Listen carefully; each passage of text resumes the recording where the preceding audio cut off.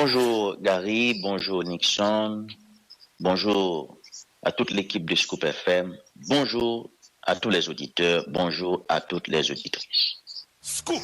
Maître Michel, la question est simple. Qu'est-ce qui a été dit au cours de cette rencontre entre Anthony Blinken et les chefs des partis politiques?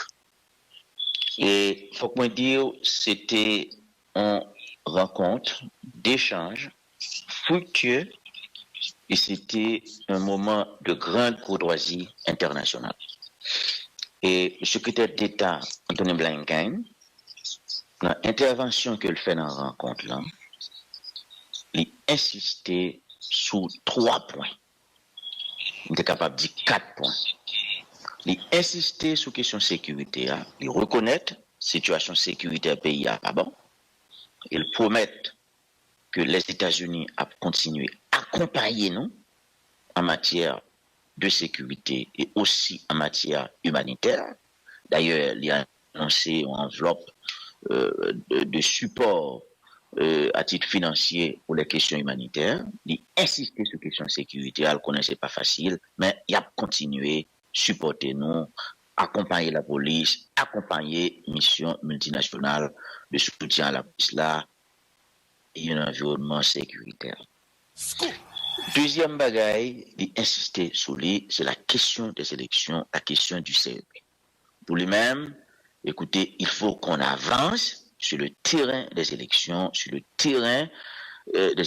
avec un conseil électoral provisoire. C'est important et parce que c'est ça l'objectif final de ce processus.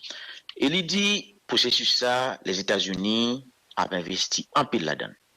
Et que quel que soit le monde qui campait en face processus là, il a pris responsabilité, les sanctions, il pas lésiner sur eux, quel que soit le monde qui a fait obstruction à processus là qui est constitué une espèce de distraction, monde qui mettait violence, etc., il a intervenu.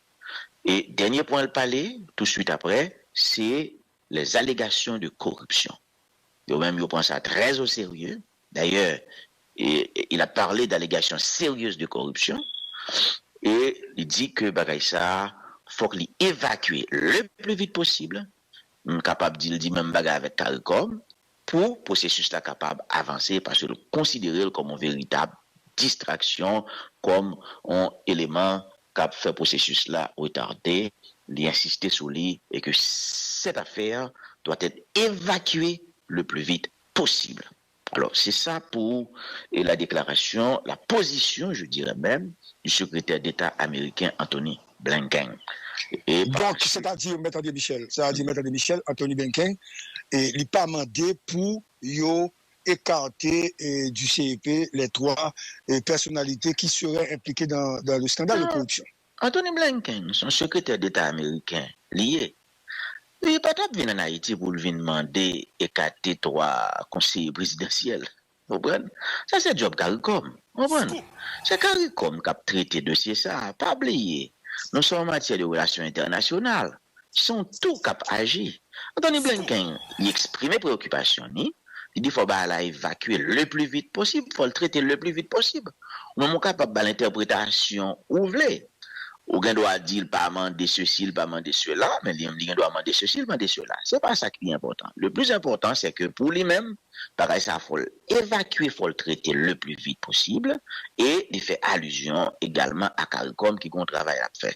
Il faut que CARICOM saisit de questions, CARICOM supposé rencontrer le plus vite possible avec mon CPTO, notamment M. Edgar Leblanc-Fils, d'après ça, comme information, pendant jeudi ou bien demain, sous question ça, et la CARICOM continue de discuter avec les 3 secteurs qui épinglés dans ce grand scandale de corruption. Et nous-mêmes, dans la rencontre ça, nous avons le privilège de prendre la parole et pour nous dire premièrement, et faut que la communauté internationale là continuer à supporter Haïti, continuer à supporter Haïti en matière de sécurité et en matière humanitaire. faut que continuer à accélérer le processus de déploiement force multinationale là, supporter la police, supporter MSS pour nous capables de résultats. C'est vrai, les Américains commencent à aider nous, il faut continuer à aider nous. Nous insister également sur la nécessité d'avoir un gouvernement d'union nationale conformément au consensus de la Jamaïque, parce que c'est clair, ça nous gagne là comme gouvernement, c'est pas un gouvernement d'union nationale. Nous insister sur la nécessité pour, question, allégation, corruption, l'évacuer le plus vite possible. Il faut que moi dire que nous rencontrons Blinken à 3h et hier à 10h du matin, tu as une délégation, 21 décembre, qui était une rencontre avec CARICOM sous question 3 messieurs. Et la délégation du 21 décembre a accepté le principe de la mise à l'écart de Louis Gérald Gilles et pour nous capables de remplacer parce que nous pas qu'un droit quitter dossier ça, bloquer définitivement le conseil présidentiel, nous pas qu'à quitter dossier ça, handicapé, les plomber processus transition. Hein? Ça ne veut pas dire mon coupable, mon pas coupable, mais là, il y a un problème, c'est un élément de blocage. Il faut l'enlever le plus vite possible, parce que sinon on va enlever le processus là à discréditer, tout le bagage à craser. Nous d'accord avec CARICOM sur la mise à l'écart en attendant les résultats de l'enquête de l'ULCC et dans l'intervention nous également. Nous non seulement nous prenons engagement pour nous continuer à accompagner le processus là, même si nous-mêmes 21 décembre, nous avons réserve dans ce processus là, nous sommes la victime de ce processus politique, et me dit devant M. Blinken, nous sommes la victime politique de ce processus. D'accord? Mais le pays est plus important que tout ça. N'a pas accompagné le processus là. Et moi, insister en pile, et moi, mettre requête ça devant le secrétaire d'État américain, son requête particulière, pour aider nous joindre le retour de l'ancien Premier ministre Ariel Henry en Haïti le plus vite possible. Et moi dire qu'Ariel Henry, c'est un homme d'État qui a servi son pays dans un contexte difficile. D'accord? Il y a des associés politiques, il y a des amis politiques, tant que moi-même, il me dit ça, il me présente comme un allié, ancien Premier ministre Ariel Henry. Et c'est comme ça que je me fais politique. Il me dit, Ariel Henry, il y a une famille, il y a des patients en Haïti. Et tourner le plus vite possible en Haïti. Il a noté ma requête que nous demandons au département d'État américain de faciliter le plus vite possible le retour de l'ancien Premier ministre Ariel Henry en Haïti. Maintenant, M. Michel, qui genre nous pourrons écarter Gérald Gilles du CPTA, même si nous demandons, même si nous voulons, mais qui mécanisme pour écarter Gérald Gilles, parce que pas quoi il y a un mécanisme. Non, il y a un mécanisme. Il y a un mécanisme. La CARICOM est en train d'assurer le suivi. C'est-à-dire? La CARICOM est en train d'assurer le suivi. Pas besoin de plus. Ok, d'accord. Maintenant, suivi ça, c'est pour seulement Gérald Gilles ou bien les couvertures? Moi, pas. Attendez. Écoutez, moi, ça me connaît. Moi, ça me connaît. Et moi, connais que aider et à sa tête Claude Joseph, tu as une rencontre avec CARICOM et aider a pris l'engagement écarté à accepter le principe de la mise à l'écart de Smith Augustin en attendant les résultats de l'enquête. D'ailleurs, dans la rencontre nous avec CARICOM, il a dit nous, il a parlé nous de position aidée. Okay. Qui accepte ce principe-là. Moi, je connais que la délégation diversifiée du 21 décembre qui a rencontré CARICOM hier matin a également pris la décision d'écarter provisoirement le Gérald Gilles en attendant les résultats de l'enquête. Et qu'en a-t-il de Vertiller? On n'a pas de nouvelles de Vertiller depuis Petite Dessalines. Écoutez. Je ne sais pas ce qui se passe dans la cuisine de Petite Dessalines. Ça fait que parle de aider et parce que CARICOM te parlé de aider. Donc, à nous, ça t'a fait dans la cuisine 21 décembre. Mais ça, je suis capable de dire, à titre d'argument. Au niveau du conseil présidentiel, et CARICOM dit ça hier, son élément important. Les sièges n'appartiennent pas aux 9 membres du CPT. Les sièges appartiennent aux parties prenantes. C'est très important. Le siège n'appartient pas à Fridjan. Le siège appartient à Montana. Le siège n'appartient pas à Leslie Voltaire. Le siège appartient à Famille Lavalas. Le siège n'appartient pas à Smith Augustin. Le siège appartient à Aidé. raide compromis historique. Le siège n'appartient pas à lui Gérald Gilles. Le siège appartient à l'accord du 21 décembre. Ça veut dire, c'est pas moun qui gagne siège là, c'est nous-mêmes comme parti prenant qui gagne siège là. Et lorsque nos scandales de corruption qui risquent de plomber ensemble le processus là, et qu'on a des étrangers qui comprennent son menace pour le processus là, ou bien M. Blinken qui doit ça, son menace, il faut l'évacuer le plus vite possible, ou bien CARICOM qui mande pour retirer représentant parce que qu'on menace sous processus là, même si on est capable de pas démissionner, etc., même par un côté où pour le passer, parce que le siège appartient au secteur, aux parties prenantes. Le siège n'est pas appartenu à les gens qui sont dans CPTA. Alors, pour me répondre aux questions ça en dernière fois, il faut me souligner à votre attention, la CARICOM, qui est impliquée dans le processus depuis le début, et qui est en train de faire le suivi de la mise en œuvre du consensus du 11 mars, le suivi relatif et au remplacement de 3 Mounsayo concernés, qui est épinglé dans ce scandale de corruption. Et si on conseille, d'abord tous les 3, on conseille, on ne va pas demander le péremptoire. Si on conseille d'abord, moi pense qu'ils ont intérêt à présenter leur démission.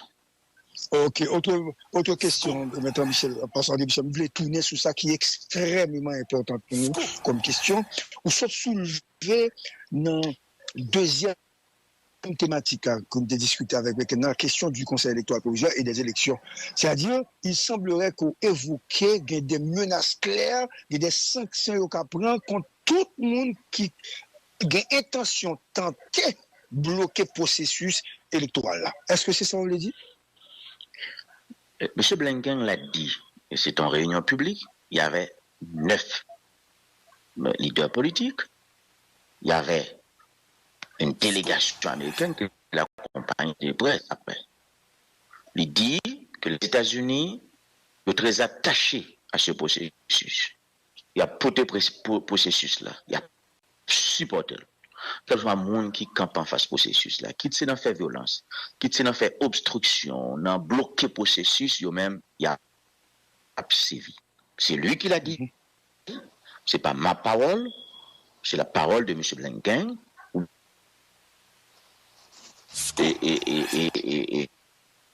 Quoi? On vous croit, mais c'est une information importante. Ah oui, c'est très important. Et